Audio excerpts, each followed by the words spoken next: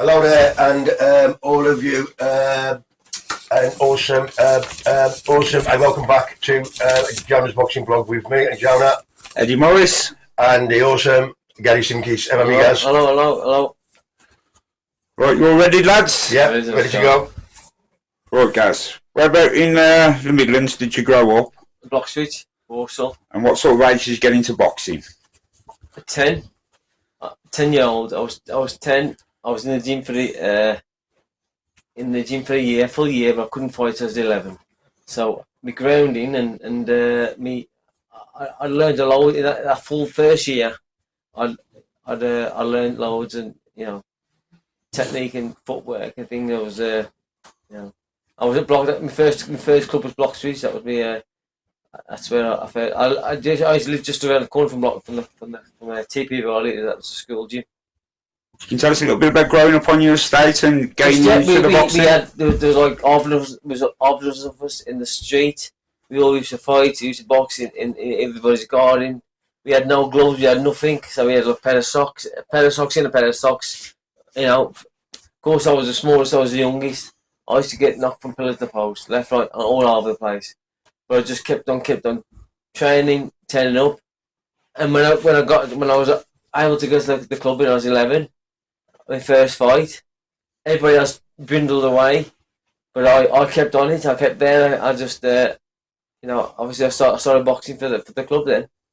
What was your first impressions of walking into the gym for the first? It was a little bit anxious because this club is a busy club. There's probably 70, 80 people there, and they're all running around, and all those fit lads, and you'd have travellers come on and all also. But it's fight or flight. It's that you just gotta get in. You just gotta get it done. That's how it is, and that's all. But it's about that character building with boxing. Because it's a unique sport, isn't it?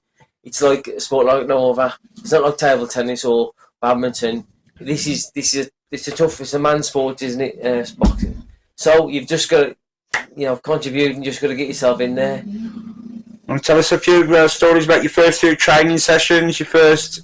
Yeah, that was tough. That was tough because I trained with the schoolboys, the juniors, the seniors, and the seniors and the juniors. The little gloves on there, and that whack you all over the place. But you just got to keep going every week. Just keep turning up, and that's how it was. And slowly but surely, you turn. I get older, and these kids, they give it. You could put it back onto them. Then back in the day, like so, it was all learning. It was learning experience. It was about being from boy to man. That's it. I can say that's it. It was like that's how growing up was like. Well, some great days, great times. I knew I had to be a certain place, certain time every day. These days, Monday, Wednesday, Friday. No hanging around the street corners, no getting to no good. I knew I had to be somewhere, and that's what saved me. Truthfully. Did you ever train on a Sunday? Train Sunday. I trained Sunday when I went to Wednesbury. We used to go under the gym wasn't open, but we used to stay under the canopy. Yeah, the canopy. And it was like freezing cold. The snow and like I was saying to Ailey. It was fit, the fittest lads I've ever seen. These lads were so fit, and then we drip the steam was be pouring off them. It was unbelievable. Unbelievable training that was. Turn up and do the banks and do the running. Unbelievable times then, was unbelievable. The banks. We heard a lot of stories about the banks. Did you ever do the piggyback up the bank? Yeah, did all them, mate. Killers. It's conditioning. That's all conditions. Condition work. It's all condition work. That's how. There's no skill in that. It's about condition, but it's just about It's like running. Run the morning first thing. I used to run first thing. It wasn't about the run. It was about getting up. Get out of that lovely warm bed, get on the street, lashing down the rain, because you think that your opponent, he won't be doing that. He's in the bed, so that's 1 round ahead of you. That's how you got to think. It's character building. That's how boxing is. It's character building, because truthfully. We're not there to punch anybody or fight anybody. Truthfully, we're there for we're gatherers. We pick. That's so to get to somebody, you've got to change yourself from being a lovely fella. Then because you want to go in there and you want to you want to hurt him, you want to win. That's how it is. Hurting, stopping, whatever. Whatever. Because if you don't win, he'll beat you on it. In your first few years of the amateurs, do you remember what old you was when you first went into any championships 11. and started toughening up a bit? 11. My first fight was after being the school's IBAs. Yeah, school. I got beat. I got beat in my first fight, but I couldn't get enough in it. I couldn't get enough in it. So I'd go to shows, and if there was shorter bouts, Gary, come on, jump in straight away. And that's how it was when I was school. So I didn't ever have a card for the first couple of years when I was a schoolboy. You just jump in. You just fight anywhere, or anywhere in the country. Just jump in. Did you get many venues in your first few seasons? Yeah, I mean, it's great. I mean, can you imagine going to like a dinner show? Unbelievable.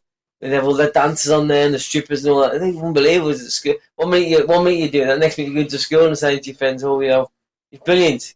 Getting back all hours in the morning. You having to get to school. Crazy. The early venues with the smoking. And unbelievable. Tell us about some of that. Do you remember some of the stories about? I still smell that smell today now. That smell of the toilets and the disinfectant smells and I smell the things you used to put putting it in the toilet and that. And you used to have to go outside because it was that smoky. It was like them workmen clubs. It was. Parkour was about it. Yeah, you never happened with it there. But the time is. I mean, don't forget in the boxing, where we was in the ring, you could see the layers of smoke. I mean, geez, how we. I mean, unbelievable. It was just but it was tough. It was tough, but it was great days though. Great days. What your fondest memories is when you're back in your junior first few years before you was under 16? Some of the venues you went to, any fond memories, any great gym? I just remember boxing some half decent lads, and I beat a few half decent lads, and you kind of you get you noticed. Then you get you think, this boxing it's half decent, and I could do it. I could box. I understood the fundamentals of boxing. I understood what to do. You haven't got to be rocket surgeon to rocket science. You knew what you had to do. And I could do it, and I loved it. In your first few seasons, did you take many wins, losses? Do you know what? I would have been half and half, truthfully. I'd always be senior champion. I'd always be Staffordshire champion. We had a big plaque in Block Street, and I would always write my name on this plaque, and sure enough, on the wall of honours, and I've got this picture of it now. I'm on the wall of honours of this, and just to be on there was a big thing for me at the time. Because some of the good lads, like Peter, Feddy, there was all on it. Midlands champion and Staff's champion, things like this. And I remember I was at school, and I had to write an essay. I couldn't barely write me about being Staffordshire champion. Nobody probably even knew I boxed, truthfully, and they got me out. They got me out in this assembly, and to give me a round of applause and say, "Oh, we've got a boxing champion here," and this, and unbelievable. I was only like 11-year-old. So unbelievable days. Them was great days. So as your first few younger years, now you're getting into your teens. Did you find your training had obviously got tougher fights? Now you're getting to fight better level of boxers. Obviously, a lot of people sort of started boxing the same sort of age, so they'll be going up with the years similar. Yeah. Did you ever come across the same opponent more than one times? Yeah, you have a few of these lads. Jimmy Steele boxing with 2-3 times. There's other lads. But I used to, when I wasn't at the club, I had a bag in me dad's bed in the bedroom. So even though when I was in the club, I still being coached in the house. So it was 24/7 for me. And if I wasn't in the house, I'd be running in the mornings. I just knew you had to be a little bit. I just knew I had to be a little bit more fitness, a bit more, because these lads were all lacking say ability. You gain in fitness. How was your confidence back then? 13, 14-year-old? I was always a confident lad, mate. I was always confident. You said you were small, so I thought... Yeah, but it meant, like I said, I had to fight. I had to fight, and it was just I had to fight. And then when I kind of got like all the 15, 16, then I shot up a little bit, and then I had to then understood about boxing, work off the jab. You don't need to fight, you don't need to get your make it black and blue. There's easier ways to fight than to have to get stuck in all the time and fight. So You know, when you had your inter clubs, like your local boxing clubs, like Wednesbury, say Boxwich versus Walsall, or say Dudley. Yeah. Is there any another club you thought, oh no, we ain't got to fight them? Dudley and Wednesbury. Wednesbury, Dudley, and Birmingham City. There was the clubs. There was the clubs there, and that's why I went to Wednesbury for, because I knew when I had to, at the time, Blocks is the trainer, kind of knew very well. Something happened anyway. But I knew if I wasn't going to stay there because there was no. You needed to step up. There was no trainers, only conditioners. But I needed, if I'm going to progress myself in any way, I had to go to Wednesbury. And I used to see Terry, and Terry used to say to me,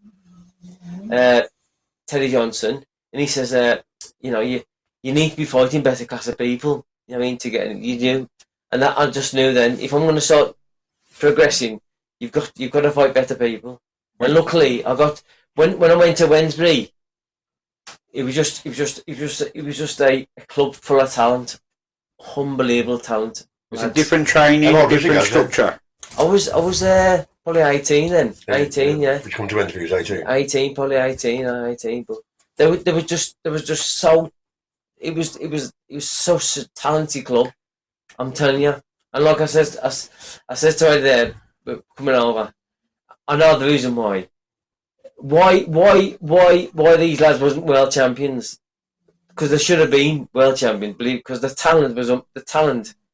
I've been around world champions and they never had that kind of talent. And these lads have just been in the right place, right time. Because it's a lot. In boxing, it's luck. It's luck, and it's been in the right place, right time. Also, it was tough growing up round here. To be fair, though, you had to learn to fight round here. It was tough, but we didn't have that. We didn't have that. We never had the people to take us that little bit further. We just didn't have that support. I mean, we had that support of our family and friends, but we needed other people. We need, like, you know, these better trainers, promoters. So, boom, you know, you're going to get this way now. You know what I mean? Well, we're just going to have a short break, and we'll be back with you in a couple of minutes for more about the amateur days from our two friends here, Jonah, Gaz, and Adioli in the audience here, and myself. We're just going to take a short break and back in a couple of minutes. Hello, look, and welcome back to Jonah's Boxing Blog Part 2. Hello and welcome back, lads. Right, so we're talking about the amateur days. Right, as we were saying, fighting from Bloxwich, and then you swapped up to Wednesbury. Yep. Conditions a lot better at Wednesbury. Yeah, it was a bit more organised. Just seemed more trainers or more helpers. But it was just the talent. I was just overwhelmed by how talented some of the lads was there. And truthfully, I don't think it was it's like nature or nurture. I think these lads was naturally. It's hard to say naturally talented because some of these lads, but I just think it's that they could do a lot of things. It's a lot easier for some of these lads to train. It really was. But there was the fitness levels was another level. It was unbelievable. Like that. But there just seemed like, you know, these lads. There's all on the same level. There was good. You knew these lads was half decent, and just being around them was just being around some of these lads, and you pick up things that they do, like that was great. When, like I said, I knew how to get. You know, I boxed. I went to a box in France. You know, I mean, to fight abroad was unbelievable when you're young. Like, you think you're world champion. Honestly, Was just at school then, yeah. So no, I was 18, 19, that kind of thing. Yeah. So, but then to fight, to get on the squads and train and go away with them, it was unbelievable. I mean, it was brilliant days. I mean, but that was all through Wednesbury. That was through Teddy. Which trainers did you use at Wednesbury? Do you remember some of the trainers? Want to tell us some stories about the trainers? It was just Teddy was always in the background, but Edel Johnson, Edel was there.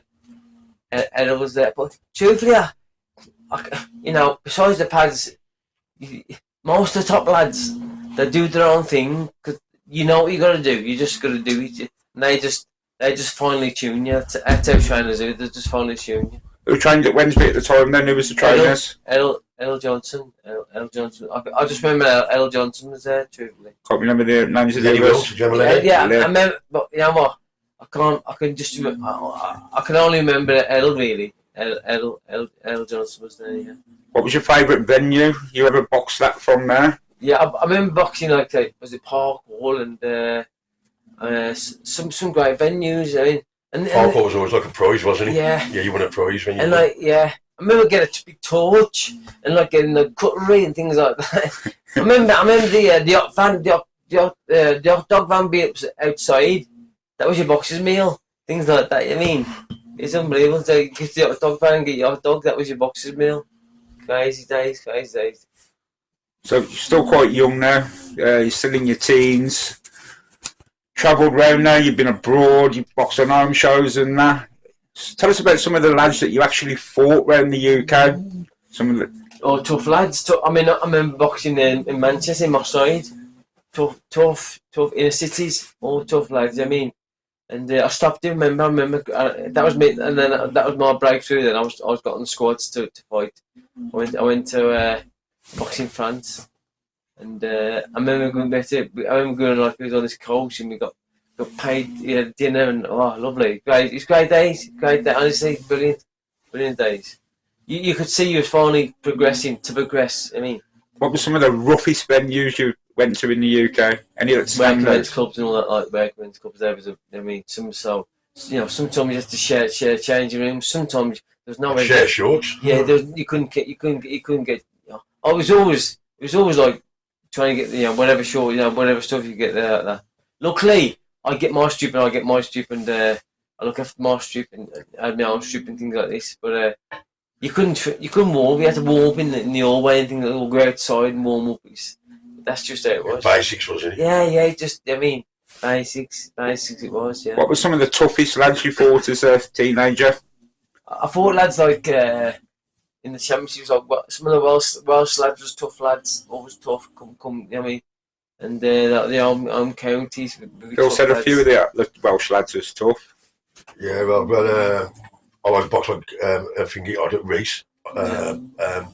And he followed Calzaki, didn't he, Macca? Yeah. I mean, and actually as well, I boxed like a Lawrence as well. He was brilliant. He was absolutely brilliant. Gareth Lawrence was. I mean, you see some of these young guys, you wonder where, like I say, where they went to, because especially the lads in Wednesbury. I mean, if you used to see them lads then, you go, they're only going to be, well beaters. They're going to be world champions, but without a shadow of a doubt. Honestly, you would have lost money because I would have bet. I would have said, yeah, definitely. Did you have much of a following when you were a teenager? Did you have your mates come and watch you boxing, your uncles, your aunts, your mum? Definitely, you have the same people, all your friends and family and that through. Especially when I was at Bloxbridge. Obviously, I wasn't as well known when I was at Wednesbury because I wasn't from Wednesbury in that book. You get a good following. You get a good following with your friends and who come and see you and your family. It was great days. You want to take any funny sides, any funny stories you got from back then? It's just that, sometimes you turn up and... get up to no good, and you should have been in the gym and you was all like off out meeting girls and they come looking for you. You know what? I was in the gym 24/7, mate. I went to school. I should have went to school. I was in the gym. My dad said, "Go to the gym." I said, "Dad, said go for a run." I should have been in school. But they just didn't. They didn't bother about it. Back in the day, yeah. They really cared. And the Wagman come to you. Yeah, we used to have the Wagman. Yes, I remember the Wagman. So I worked out. If you got your mark on a Wednesday morning, that was you done for all week. So every Wednesday morning I used to go. Cause I used to go to Thomas Morgan with it all. So I get the coach, and every Wednesday morning I get my mark. But I was in the butcher's, so I come straight out there, straight back. I mean, that was my. I've been in the Fidges on the in the beef and the pigs and just okay. I honestly, it's crazy, like I mean, but it was all part of all character building, wasn't it, for us back in the day? It was that. So juggling boxing, working, social life, how did you mix it all? Did you ever have time? There was no time for girls, or there was no time for drinking. That's what I did. I was never in, as in like I was never in. I was always out, as in like I was out of, the That's a social. That's what I wanted. I didn't want. I mean, I didn't want. I didn't need. I didn't need. I wanted. Of that going out and drinking. It wasn't for me. I just wanted. I knew what I wanted. I mean, truthfully, I should have done a lot more in boxing. But I always say to people, did you really want it? I did want it. I really did want it. I would train. I would. When I was in the gym, I was training in the house. I would run in the mornings. I just didn't have that. I just didn't have. Sometimes you just need a bit of loving around you. It just wasn't there. Sometimes it just wasn't there. Yeah, but like on me, like I was like the total opposite to that. I wouldn't ever do my running. I was like be like in the gym late. And I'd have everyone saying, "God, what's the matter with you? You get out running, do you running?" But some people are just naturally. It's that they've got that talent. Some don't need to work at it. That's how it was. Yeah, some people have to work at it, and that's how it is. But hard work you need hard work because indirectly, if you don't put hard work in, you ain't got that respect or you got that discipline, you'll never get to it. Wasted talent's the oldest story in boxing, and I've seen many people. I mean, top level lads. I mean, top people, and because they haven't had that drive, that dedication. They've gone there, they're on the building sites, labouring. I think they could have been well beaten. Believe you me, honestly. Back in your younger days, and you're coming back to up to your teenage years now. Any other fighters you fought alongside that who actually went on to be big household names? There was, like I said, Sean Cooper. He was. I'm going to be saying proud, but he should have done. He should have done better. He should have done a lot better than he did, and that. I think he had a few professional fights, but there's always stories around people why they don't make it like that. But I always thought Sean and some of his friends, I always thought they might have progressed a bit farther than we did, kind of thing. So from the age of 11 now up to about the age of 19, how many fights would you say you had? From say again? From the age of 11, from when you amateur years, up to about the age of 19. 50 or 60, probably that kind of thing. What would you say percentage of wins was? Well, I would say I probably won a good third of me, but when I was senior, I didn't lose many senior fights. Yeah, it was mainly, but it's a learning experience then, but I didn't lose many senior fights, truthfully. I was like Makovich's when we had him on the other day. I didn't really his fair shoes at 14. And, 14, he said he lost 12. Yeah. But that was coming to Wednesbury. That's why, because I was around better people. We was training better. It was a better class. It was just a better class of training. Everything steps up. Everything stepped up. Being around some of the lads. You got to shine. That's how it is. You feed off each other, don't you? That's how it is. Have you still got the Wednesbury bounce? That's a big question we'd like to ask. Well, I know that Wednesbury bounce. No. I would never tease that Wednesbury bounce now because, like I say, back in the day you had conditioners. You didn't have trainers. I know trainers, and to be around a trainer. So why wouldn't you say the bounce is no good? Why I don't coach my people. I don't coach any of my fighters to bounce anymore. Why wouldn't you want someone to bounce for? Why would you not want to bounce on the bounce? If I was asking that question, why wouldn't you want to? Why was that bouncing up and down? It's no good. He was like bouncing in and out, wasn't he? But why? I'll tell you why. Somebody actually told that. Somebody told him that right. The time. Your feet, you're stabilised. You got to keep your feet on the ground. Neither up, neither down, are you? I mean, and I coach on angles, and you don't go in to go out to go back in again. So you'll go in and step. I'll create an angle. There. I'll say that about him when I watched him fight. His angles, flat-footed, his movements, and it's like, God, fair play, God, leave him there. And it was like the angles. I've watched some of the boxers. Exactly. Flat-footed. I never see him jumping around and that. You look at the Eastern Europeans. You look at like Lomachenko. He's unbelievable. He just does an angle. It's only two ways, left or right. Yeah. You don't go back because if you go back, you've got to go that back in again. So it's steps. What you want to do is you want to rotate around your opponents. Dead simple. You've got to make them lift their feet up because they'll be off balance then. Just give an angle. It's only left or right. Step. I mean, but there's ways and ways to do it.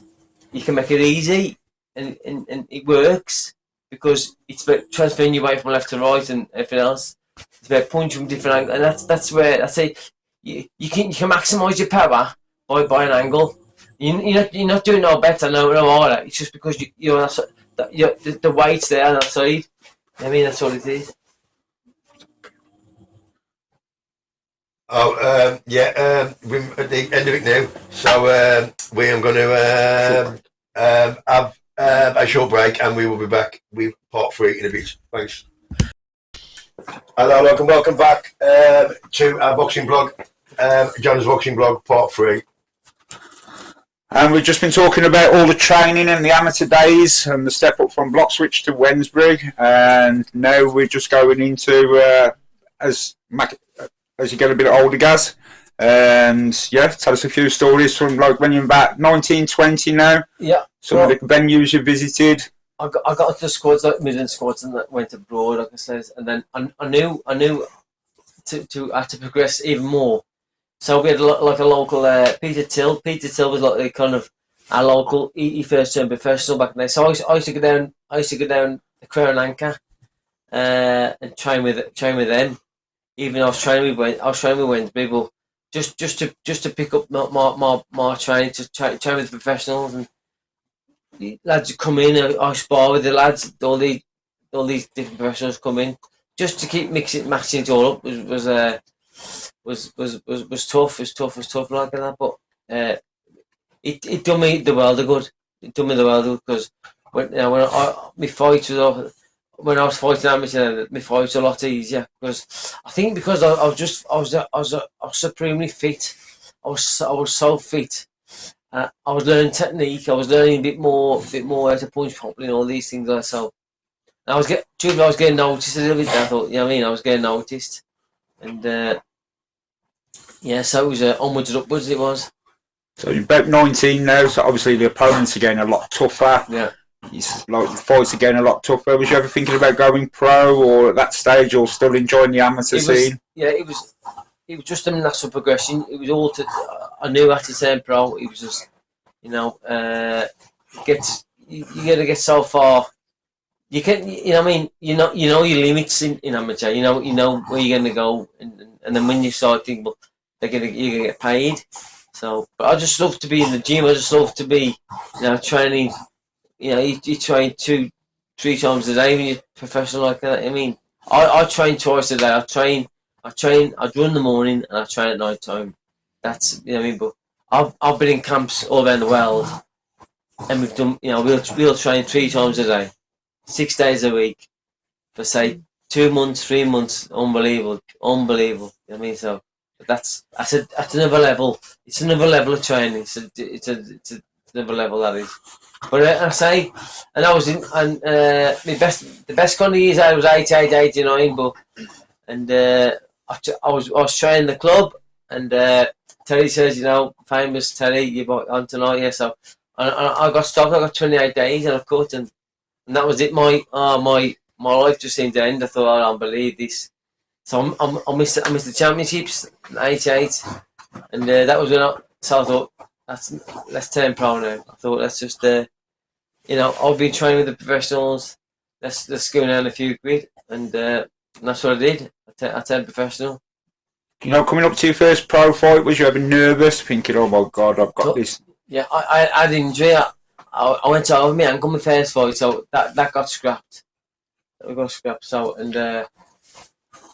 so I'm obviously had my first fight, and then he's an hotel in Birmingham like that. But it was just, the kind of the training was it was just a harder training. I wouldn't even say the opponents was nowhere near the class of opponents from like Wednesbury, not at all.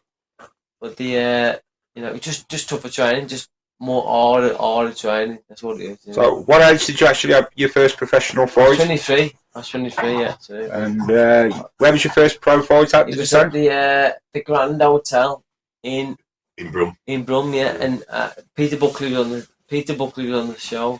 Vance Higgins from around here, he was on the show. There's a few like lads, friends I knew who was on the show like that. You never getting paid for your first show? Unbelievable, yeah. How much did you get? £250 I got. Was that a lot of money back then? Well, it was, and it's nothing, was it? But I remember we went for an engine. I'll pay for the engine like that. So. But it was. That's the next step, wasn't it? That was the next step. That was the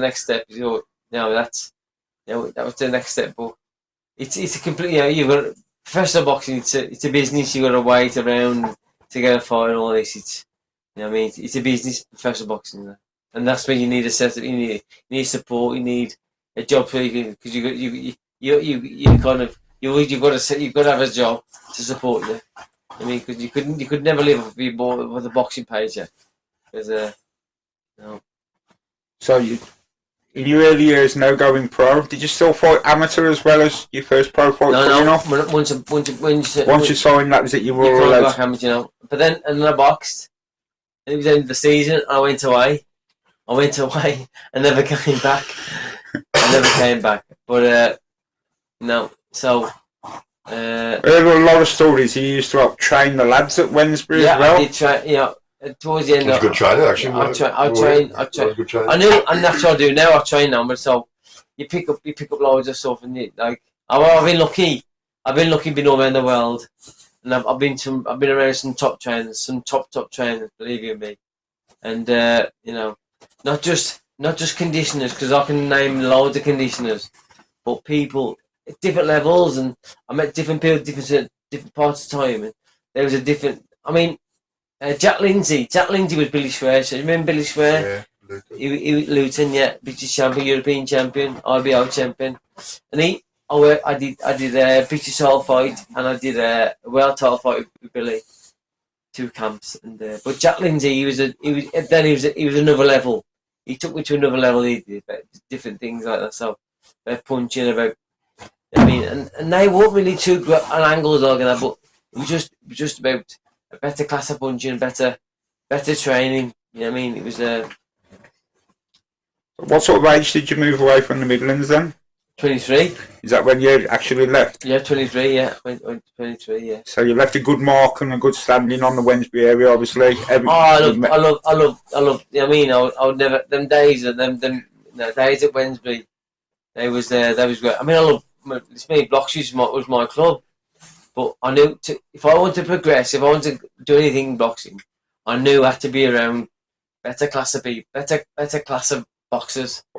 And in Wednesbury, there was a different class of boxers in Wednesbury. What's some of your fondest memories before you moved away of training around here? It was just all meeting for the club, all meeting, and meeting at the doing the up and down the banks and things like that. But that's character building. That is, it was tough, honestly. But these lads at Wednesbury, they was as fit as could be. You couldn't have got any fitter people. No way, fighters. You could not.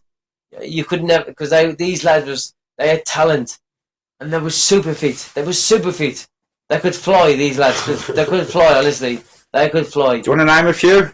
Well, obviously, Aidy and Jonah. I remember Jonah, and he would be like, Jonah would be in the middle and say, Jonah, show us it. He'll say, show a technique, and show us a shot, and Jonah would show the shot perfectly, show this shot. And you Lester, all these people, some the 2 brothers, the Reddingtons. And the Endeavour. Yeah. I remember going the shows, and he'd have the Rocky tune on all the time, blasting in his headphones and things like that. Oh, some great days, some great days. A bunch of jokers as well. Wasn't we in the gym? We had a lot there. It was never no seriousness. It was all laughing as joke. But people's eyebrows off and there was just. I had his shaved off there, guys. There was just there was just good, decent lads. There was, So there was boxing people. It's rare. It's where you stand with these boxing people. Some of these lads, I haven't seen these lads for years and years, but it's just like I hadn't seen for yesterday. That's how it is, and that's how boxing people are. We'll never they're like your brothers, aren't they? Yeah. You'll never forget. Did you tell them you was leaving, or did you just one day gone? You know what? I probably just went. I didn't plan to leave. I just went. I just planned to leave. And when was that? I think it was about early 90s. Early 90s, yeah, early 90s. I'll tell you professional. Professional was like truthfully, you was going backwards because the training wasn't off. The training was not great, and and Peter was doing his own thing. He was going different. I just thought, you know what? I just went away for the season. I thought let's get away for the season because all my life I've been boxing since I've been 10. All my life, so I thought, no, let's go and see someone. Let's go, because truthfully, the plan was to go to Australia. That was the plan. I went away and find a way to Australia because I knew there was a few boxers in Australia. Imagine all the Australians that love fighting all the English, wouldn't they? All the Pommies and that stuff. But I never got there. I went away for about 10 months, and I went away to Jersey for about 10 months, and I went away to Southeast Asia for about 3 months, travelled around there, and I came back to England. Did you miss the lads of Wednesbury once you'd gone? Yeah. Unbelievable, yeah. It was just the camaraderie and of the atmosphere of the club was unbelievable. The bond as well, wasn't it? Yeah. Between us all, we all had a good bond, didn't we? Unbelievable. But there was, like I said, there was boxing people. You know what I mean, and then I went back to Jersey. I thought I'll just go back to Jersey, and then my life just took off in Jersey, coaching and everything else. You know what I mean, so I kind of had the second bite of the cherry when I went to Jersey. Even though I wasn't competing myself, because when you're kind of 23, it's kind of old for boxing kind of thing.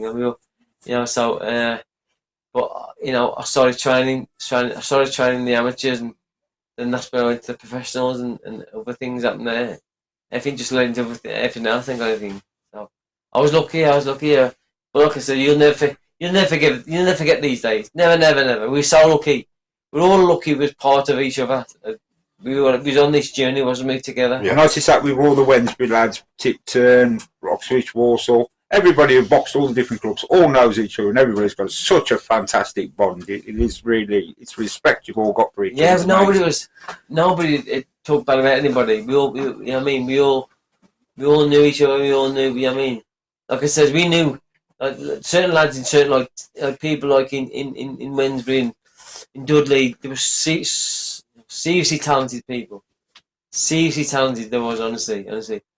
Right, we're just going to take a short break, and then we're going to come back for some of Gary Simkiss' amazing stories of after his amateur days and what he achieved in boxing.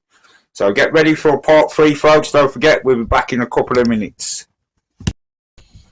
Welcome back to part 4 of Jonah's Unboxing Blog with the great Gary Simkiss. Hello. On this part as well now, it's going to get really, really interesting with some really, really great things. So right now, in Gaz's own words, he's going to tell us some stories about when he went to Jersey and he's totally changed his life to a total upper level into boxing. Travelled the world, met some amazing people. Yeah. We're going to have to do it in a few 15-minute episodes, but take it away, Gaz. Yeah, so obviously I got to Jersey. They didn't know anybody. I was squatting. I was in this fish and chip shop. It's just a seasonal job. Squatting upstairs. We had no electric, we had no light, no nothing. So I found my way to the boxing club, as you do. And I went to the boxing club just for a shower. Anyway, got to meet people, got talking to them, and sure enough, I started training there. And there's some lads there, some top lads, some like this lad who's #1 in the country for the middleweight, and we had some like multi-nations. There were some half decent lads there was, because there's more of the country there was. And so sure enough, I started coaching. I thought, I've got so much to give. So I was lucky that I was give back some of this experience. And I was to train, I was to spar with all the lads, and to me it was easy to spar with children, but they was amazed. I was like, don't forget we come from where we come from. It was tough sparring, but these lads was tough lads, you know what I mean, and good lads. And then in '93, Billy Swear came over to train for a British title fight. Even Jack Lindsay's trainer, and sure enough, because that's how I am. I'm like a gym rat. I was always in the gym. I said, can I, move around? He said, no problem. So, and I said, I work with Billy, and but I got to meet Jack Lindsay's trainer, unbelievable trainer, and he taught me. He took me to another level, truthfully, from where I come from. He really did, and fitness wise, and punching bits and pieces, and he boxed and he won the British title fight again.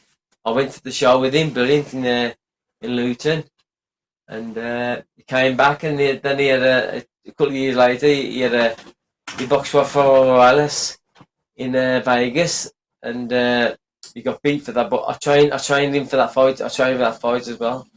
And while that's going on, I'm picking up bits and pieces for coaching myself. You know what I mean? I was like, I thought this is the way I want to go now. So I was coaching the lads, and so I was coaching the lads in the amateur club, and I was doing this, and then in the early 90s, here's another story for you now.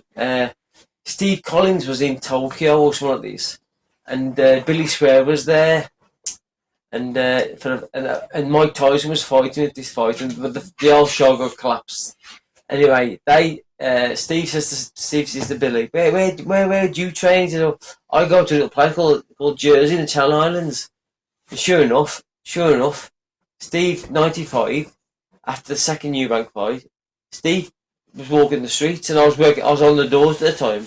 And I work for somebody who was working on Sunday afternoon. My friend Timmy from Cork, he went, that's Steve Collins, that is. I said, no, honestly, don't forget, he was double champion, middleweight champion, and super middleweight champion. And just for people who don't know who Steve Collins is, if you look up on the big screen here, this is Steve Collins. The Celtic warrior. Here's Gaz. Yeah, that's it. That was the second Eubank fight. So that was the second Ben fight.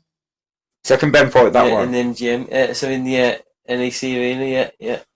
Is he one of the first pro boxers you was training with to start you off? No, that was I trained with, like I said, Billy Swear, and but then Steve came over in '96, and at the time, each trainer was Freddie Roach.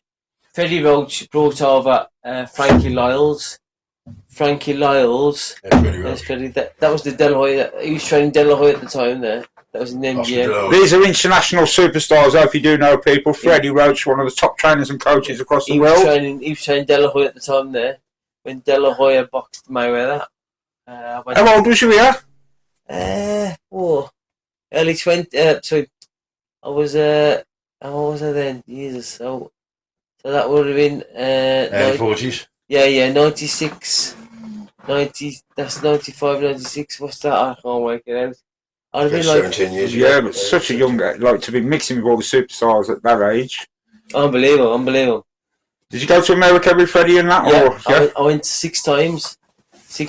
And I mean, and did he'd get me the tickets up at the tickets like and that, but it was great. How long did you train with Steve Collins for? 2 years. 95, 96 and 98.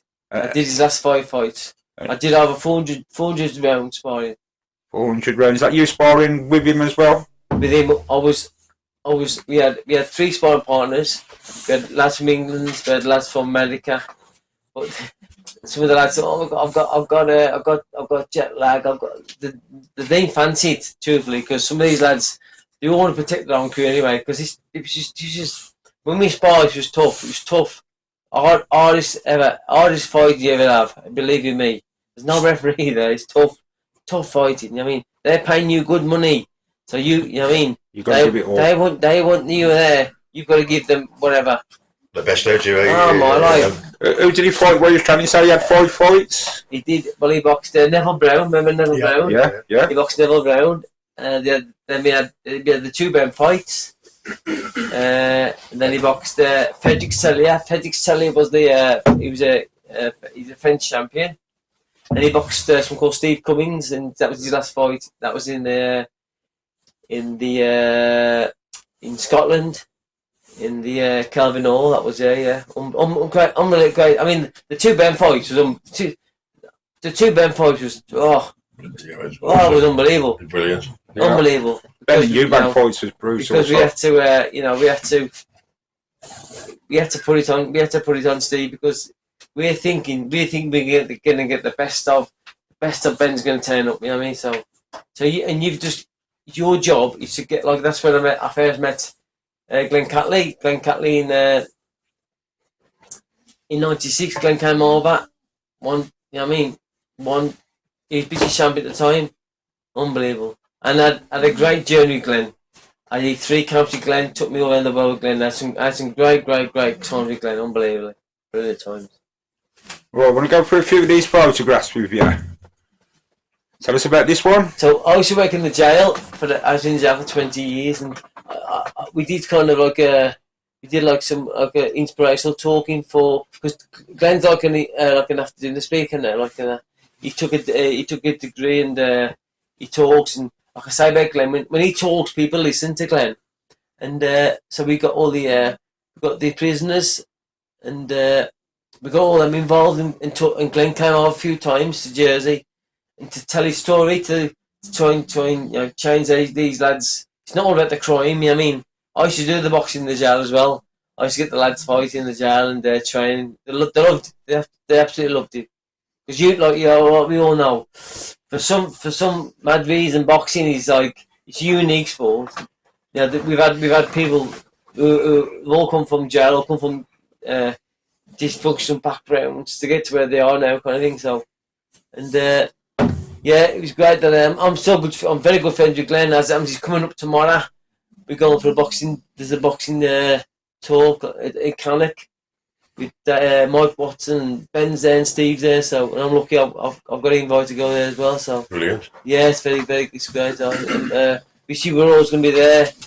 Yeah, so it'll be good to catch up with these people. Are brilliant. Want to tell us about some of the memories we've going along and travelling with some of these people? I mean, Glenn's story is unbelievable, because to me, Glenn's a club fighter. As in, a club fighter is, you're kind of this level. But for him to be WBC champion, be world champion, was unbelievable. And we went to Hamburg in Germany. We took it off Michael Bayer. Last round. It's unbelievable. To me, in my boxing experience, of all my experience, it's the best thing that I've ever been a part of. No matter what I've ever done, but for Glenn, that was unbelievable. You know what I mean? So we was there for like 8 weeks, training camps, and unbelievable. And we used to same thing, because training camps is very monotonous. You train. You sleep, and then you give some dinner. Got the pictures, same thing over and over again. And we used to walk this walk, and there's like in Germany, and we used to talk about the fight and about the fight and visualise the fight. And we had this visualising what was going to happen. Where Glenn was at the top of the stairs. He had the green and gold belt on him, and he had his 2 kids. He didn't even know the kids was there, but his wife Kelly took the kids over, and he had the 2 kids. And sure enough, that night, that happened. That vision was there. He's at the top of the stairs. He had the belt on. He had the 2 kids, and all shit, like unbelievable, Brilliant, unbelievable. Because Glenn was only small, only 5'8", because all these Germans, and you know what I mean. So, but I remember the last round. And this is another true story. So he's in the corner, and they're all talking. They're all talking, but he's not listening. They're all talking, but I mean, so back in the day when McGuigan got beat by Cruz, you either slap your face, or you can hit your ears and twist your ears up. It creates a reaction. Sure enough, there's all talk as argument. Because I was in the corner. Boom! I got his ear, and I literally pulled his ear off. Honestly, he'll tell you himself, because he's going to write this book. He's going to put it in the book. And he for weeks later, his ear was black and blue. He saw me if I ear. I mean, and I was going right down, because that was shot right hand, and sure enough, boom, right hand, and the rest is history. Honestly, he went down. champion. I mean, WBC champion of the world, unbelievable. He's a club fighter, but and I will always, I tell that story over and over again. That was unbelievable experience. How we come from being from there to there, and then there was the highs, and then the lows. Where his first defence was in South Africa. No reason why, the money was rubbish. I don't know why he went to South Africa for, and he got beat. He got beat his first defence. There was the lows of boxing. I didn't get into Bella. We shouldn't have even been there. We wanted to get out of South Africa, but he got talked around. Let's stay there. The money was shocking. But that was the journey. It's all part of the journey. Yeah, you had promotions while leading up to the fight. Yeah, brilliant. It's brilliant. I mean, the weighing and the TV. It's great. When we go to the rules meetings and things like that, for Steve's rules, I went to all Steve's fights with the 2 band fights and things. You go to the rules meetings and those great days. It was unbelievable. There's me, little just around the block street, just being around these people like that. Walking to a room, Oscar De La Hoya's there, or right. You get like all the top boxers there, like it's Roberto Duran. It's like meeting Leonard Sugar, meeting Sugar and it's crazy. It's crazy. I mean, when I first went to see Freddie in LA in 97, 98, and what's his name now? I can't think his name now. James Toney, because James Toney boxed for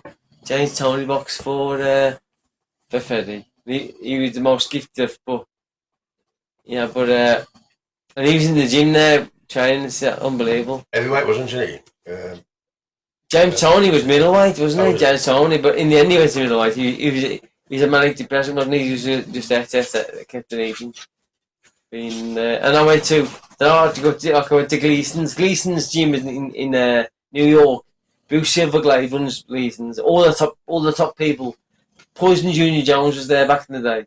But to be in Gleason's, Muhammad Ali, they've all been there. What a place Gleason's was, mate. It was an unbelievable, great place. Well, we're just going to take another short break. We'll be back in a minute with some more amazing stories. 3, 2, 1. Hello, welcome back. Get to Jonah's Boxing Blog, part 5 with me and the great Gary Simkiss. Hello. And we're just now going to go to some of the podcasts who want to tell us some of the amazing stories of travelling the world and meeting some fantastic people. Take it away, guys. Yeah, so I remember going to LA. First time I went to LA, and Petty picked us up on the airport. And he got this big white Cadillac car, and he took me the keys. I was like, I don't believe it. He said, because obviously, Freddie's got Parkinson's, his neck was hurting. He says, "Oh, you drive us back." I was like I'm driving the wrong side of the road before ever. So big white Lincoln. But sure enough, unbelievable. So we went back to his apartment and just spent some great days with Freddie. And he used to give us a car. We used to travel around Santa Monica, everywhere. Just travel around, where I drive. Unbelievable place.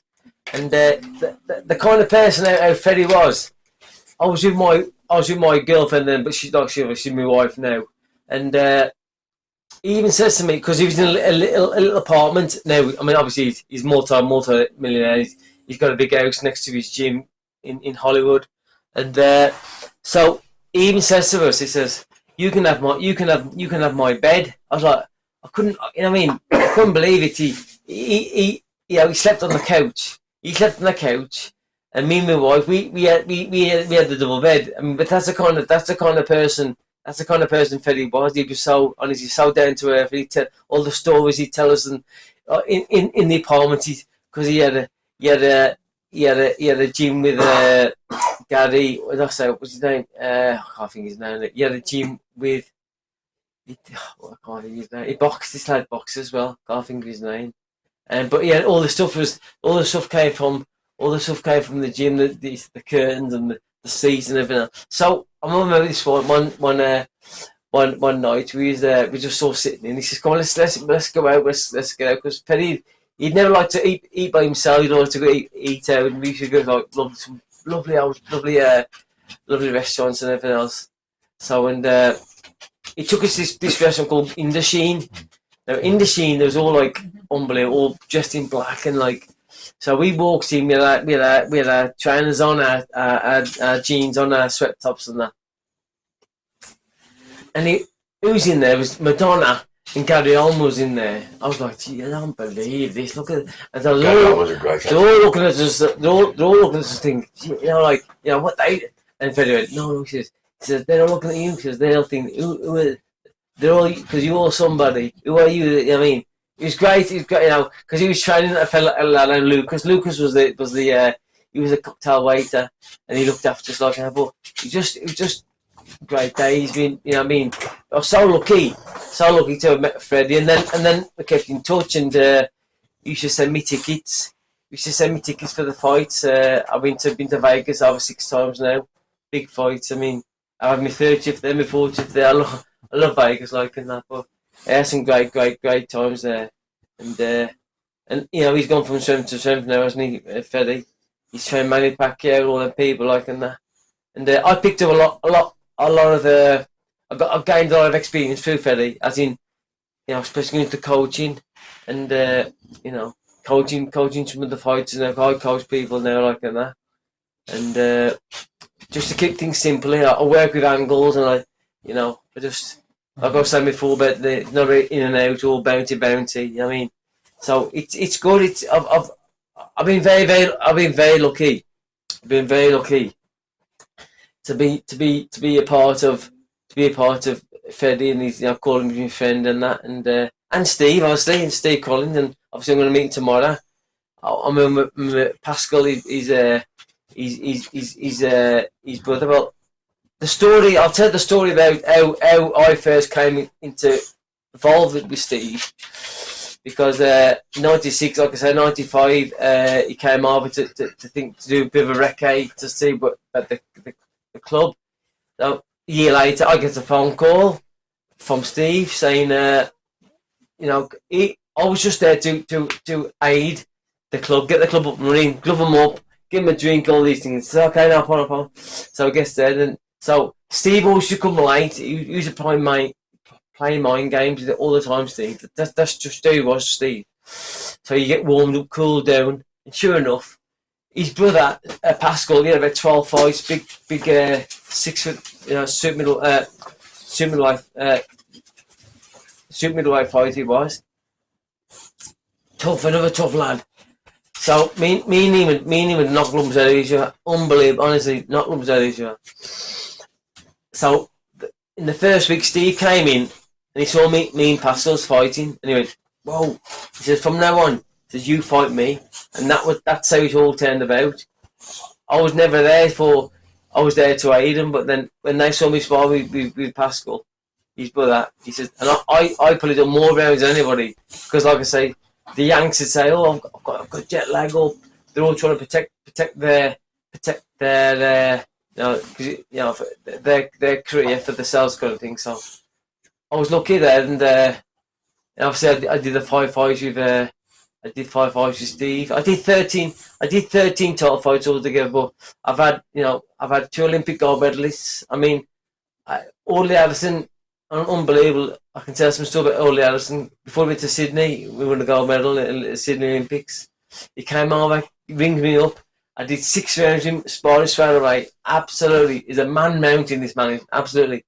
And I'll tell a story about, we had this shower. So in this, where it was in the shower, you have to step through this hole to get, and sure enough, I goes into the shower, steps behind, and he comes behind me, and and all the light just went black. I was like, "Years have come behind me, unbelievable."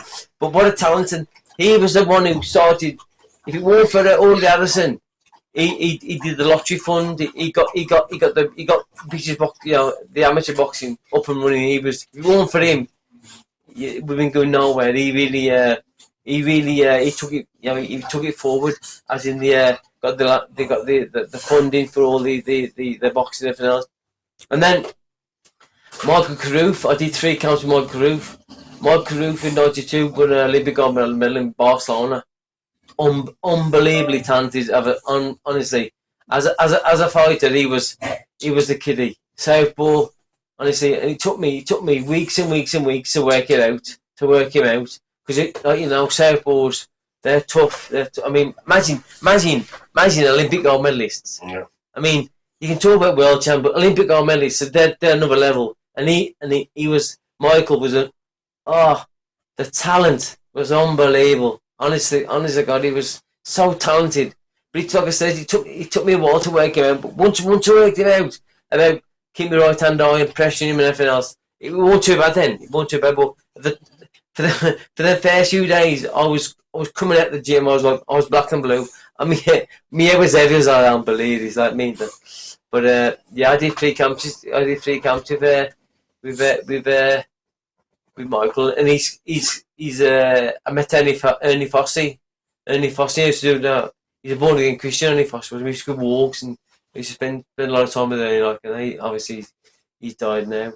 And then obviously Glenn Catley. I did all the time with Glenn Catley, and that took me around the world. I mean, you know, I was for his first defence. I was in Johannesburg in South Africa. Unbelievable times. I went to Sun City. Great times. I mean, being on like I met Anthony Mundine. Anthony Mundine was the son of Tony Mundine, who boxed a great Carlos Monzon. So, and they're Aboriginal boxers they are. To be around them, like them company of people, but they've, you know, to have fought Carlos Monzon, tough. Oh, there was tough days. But his son, you used to call him the Luck. Yeah, Anthony Mundine, it was unbelievable. Great times, there was great times, and that was in Canada. That was in And, so what's some of the countries you travel around? So you basically travelled the world. But besides, like say, I did all around. We did Vegas and we did LA and I did New York. I did Florida and then we went. I went to box up and down the countries in Europe, and we did Canada. We did South Africa.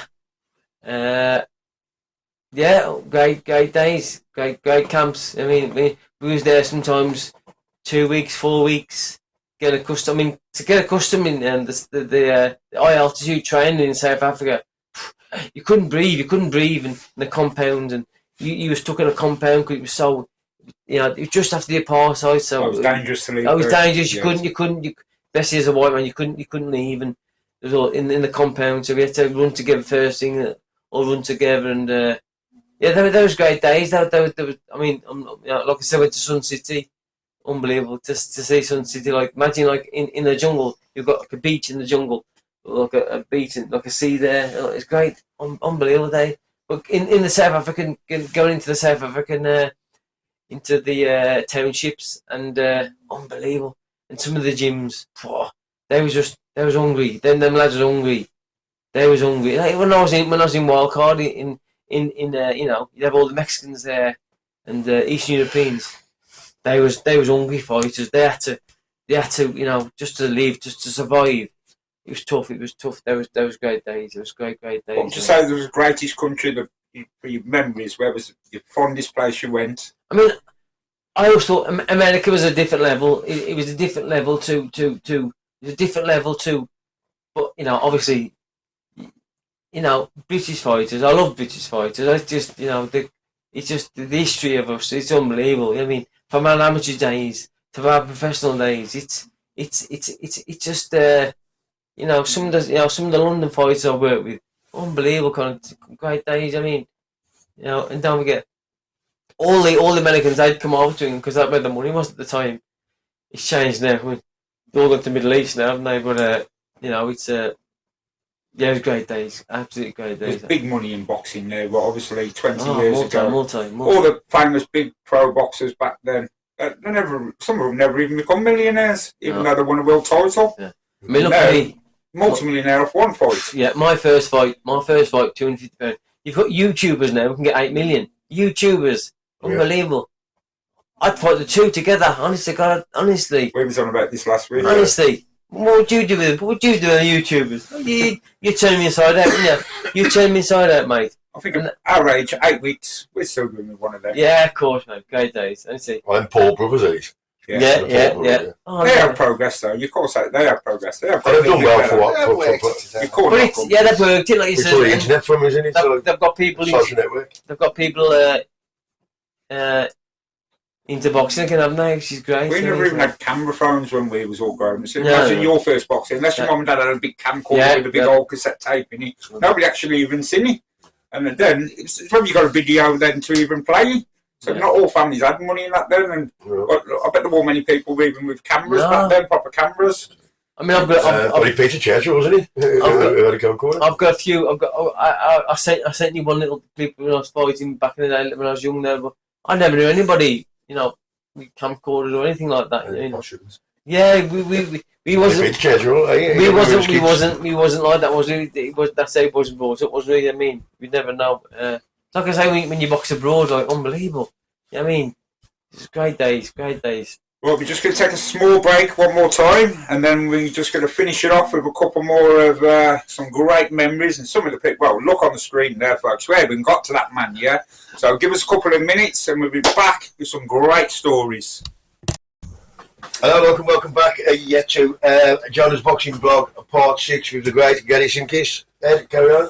Right, in his final part now, Gaz is just going to, obviously, he's going to tell us a bit more about his famous people he met and that. And this man up on the screen here is going to tell us a little story about meeting him, a little promotion of his gym and where he is today.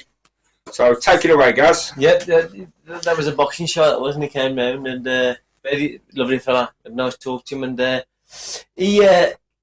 when he was sitting at the table, there's a big white table cloth and that, and he doodled. He doodled on this. He did this big picture of a cartoon character like and that. And we got it. We got the tablecloth. And my old trainer, he got it. We framed it. Unbelievable. And I got some copies of it, like, and then he signed it all. But lovely fella, great fella to meet him. But some of the people I have met through the boxing, I've been very lucky to have met. And that's when I like I said, I'll try and progress myself now. I've got my club called High Guard Fitness. I've got a little gym where I live in Jersey. I'm just waiting. I love people I just wish there was people, because I know the talent in the West Midlands. I know. I'll go back to our Wednesbury days. I know our Bloxley's days. I know it's packed full still of talent, and I'd love them to come to see me and I will coach them, and because some of these lads haven't been coached ever. They haven't been coached. They've been conditioned, but they haven't been coached as in technique wins fights. I mean, so and I'm so lucky to have I've been around Freddie and raised some top trainers. And I've picked them up, and I can pass on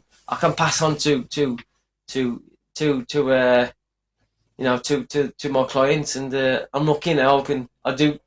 It's not even work. In Jesus' work, it's a joy to do.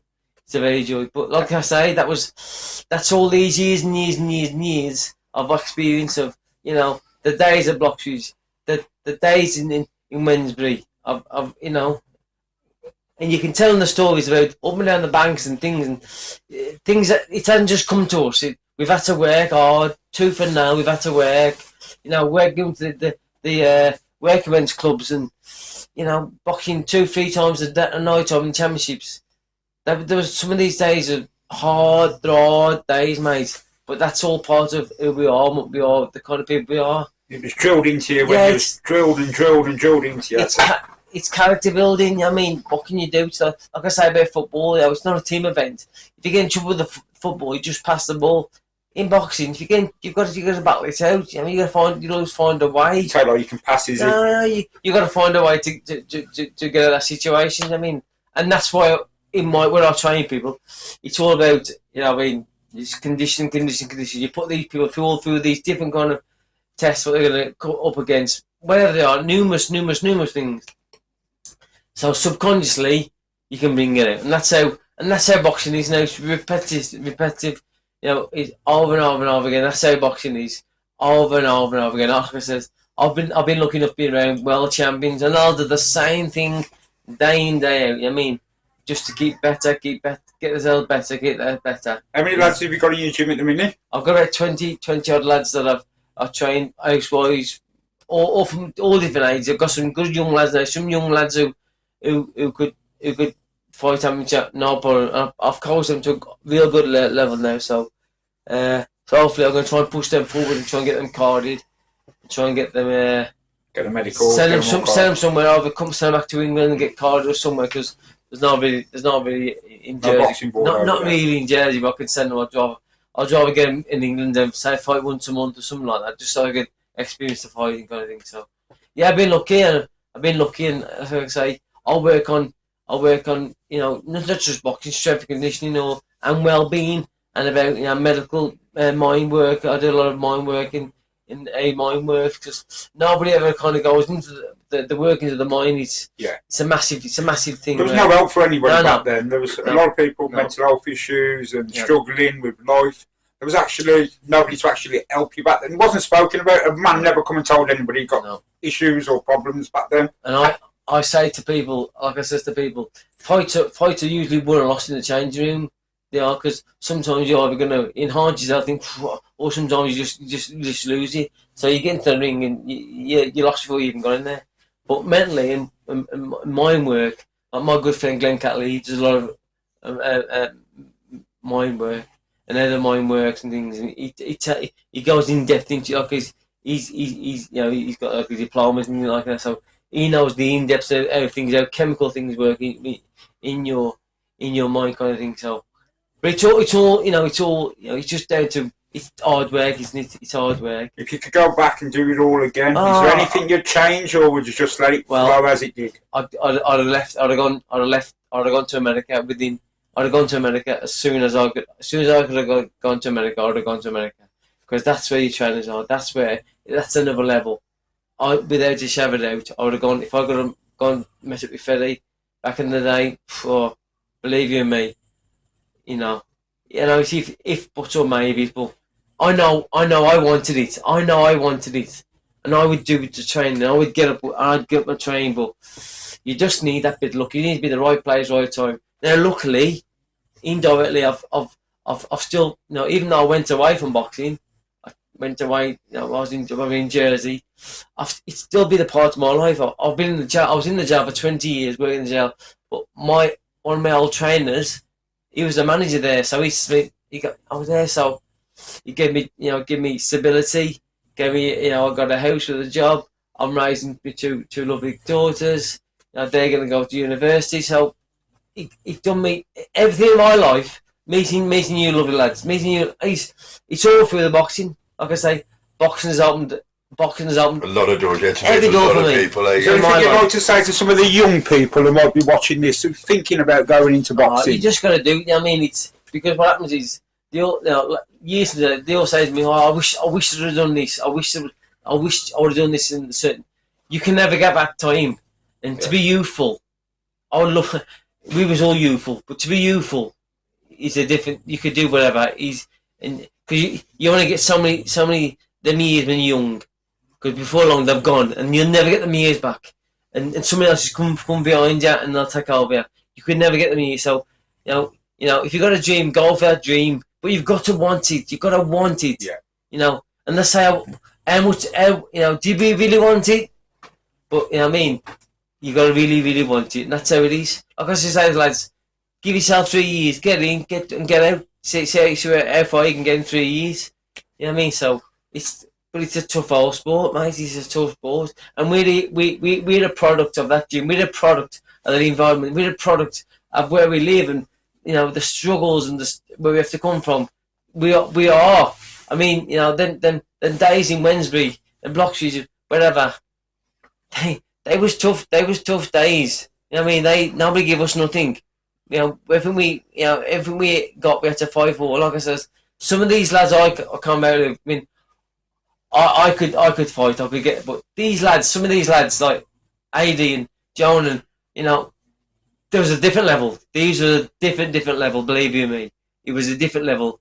And luckily they got to that level, didn't they? Yeah. So, but that's just through hard work and dedication, belief. belief. That's what you need. You need to believe in yourself. Believe in You've got yourself. to want as well, haven't you? Yeah, you've got to want it. You've got to really want it. You'll say, I want it, but how much do you want it? You ask yourself, how much do you really want it? People say they want it, but how much do you want? Do you want what I mean?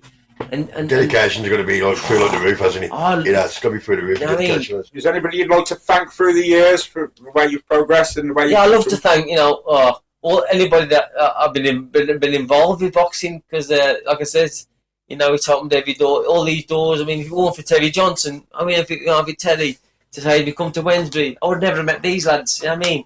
Great lads. And these lads will be always part of my life from day dot now. You know what I mean? I'll come back. I've been away 34 years. Still my home. I still love my home here. This is my home. You know what I mean? But all these lads will always be. They'll always be a part of my life. And you us guys. And they're part of my life, and I'll be part of their life. That's how it is. You know what I mean? So just want to let people know here. If you ever go to Jersey, please look up Gary's gym. Yeah. Shout the name out again. It's High Guard Fitness. So pop in and have a look. You'll be surprised. Yeah, and just like it, look at it, and any of you young lads or any of your parents out there want to get your kids into boxing, speak to AD, speak to Jonah, speak to Gary. Yeah. There's gyms all across the UK. Yeah. These guys know people from all round. As we always say, put the gloves up, get the knives put away. You don't want your kids in crime. Boxing is a good thing to get your kids into. It's like we say, we can't all be champions. We can train like one. Yeah. So we can't all be. I mean, but we can train like one, and that's why, like I say, Wednesbury, they was champions. There was some awesome champions there, mate. They really were. Honestly, champions of life. You know what I mean? So, and they've all done well. They've done well to progress, and I thought myself, I was honoured, I was thankful. I went to Wednesbury and I met some great people there, mate. Honestly, I did. I'm thankful. I'm very thankful what it gave me, and vice versa. And I guess to say that, on that as well, it's elders all like us, mate. So like how many years down the line, that's what we all talk to each other still. Brought you all together, right? You've all got football games respect and it's friends like, yeah, we are like we all like that anyway, we're all closeness. So on that note, I just got to go and get sorry. And it's just boxing. Yeah. But boxing, it's just the actual. It's probably one of the most brutal sports. Yeah, but the actual byproduct is just eating somebody. But it's everything else there. The respect, the discipline, the manners, everything. Manners, everything, the fitness, the discipline, the structure in boxing, and obviously if you get to fight, then that's a bit of a bonus. If you get to earn a few quid, that's even bigger bonus. And look at me, I've been so lucky. I've been around some great people. And there's me from little old boxes, little old council estate. Amazing stuff. But just shows, people you've met. Just shows. Yeah, just shows if you can come from anywhere and be anybody. You can do it if you want. If you really want, you can do it. And coming towards the end now, just want to thank Gaz for a few hours of his time. Thank you very much for coming on the show again. Jonah and I'm so thankful that I reckon we could keep him here hostage and get thousands of hours of talking out of him, but he'll come back. Definitely. Next time he's back in the UK, I'm sure he'll pop and see us. Definitely. Lads, don't forget to like and share this. If you can share it as much as you can on social media. If you haven't got YouTube, I know you want to register. It's nice and easy to do. It don't get to cost you nothing. Let's get these documentaries out on the road for everybody to see. Let's give boxing a big shout and give it a big name out there. And I just want to thank everybody for keep coming and keep watching. And we'll be back every week with a fresh vlog. And thank you, Gary. Thank you, Jonah. And we'll be back in a couple of days with AD Oldie. And see you all again soon, folks. Thank you.